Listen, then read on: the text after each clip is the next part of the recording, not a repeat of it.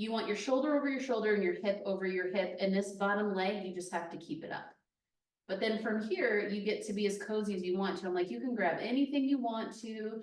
You can grab here. If they want another block and there's actually space for them here, I'll give them that so that they can keep this arm here. A lot of times, if people are trying to get their hip forward to keep it in a line, you'll see that their shoulder will go back, or they'll hold themselves like this.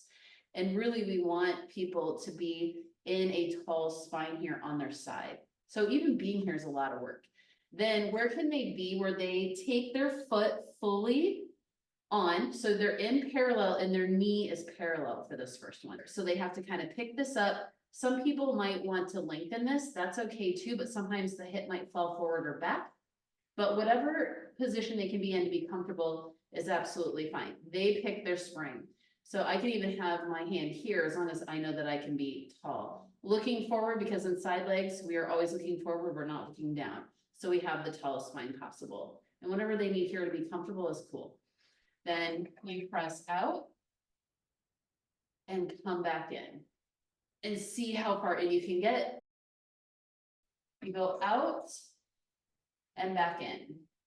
So you could have them do however many here, 8, 5, 8, 10, 12, depending on that. Then I have them move the heel forward. Hip stays forward, but we externally rotate. Why are we doing this? And I told people this morning, I was like, yeah, that big bone in your thigh, that's your femur. And we're turning that out so we get all this flexibility and strength in different parts of our hip and our butt. And I was like, this one will help us use our side butt. You know, they were all excited about that. So we have the hip forward, and this is where people want to fall back, depending on where people have abundance. If they have abundance here and in their hips, it may look like they're back a little bit. They're probably more forward than you think. And then they get that external rotation. They push through the heel and pull themselves in. Push through and come back. I like to have my hand here on my body because then I know if my hip is moving.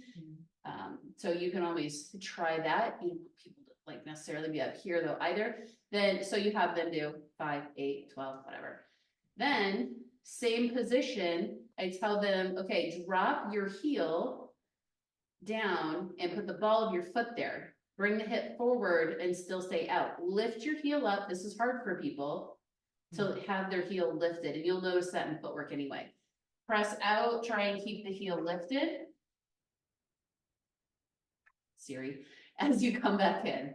So you go out as far as you can, and then pull that back in. It's a lot like one spring footwork. So you can actually pair one spring footwork, this, and one spring 100 all together very, very nicely.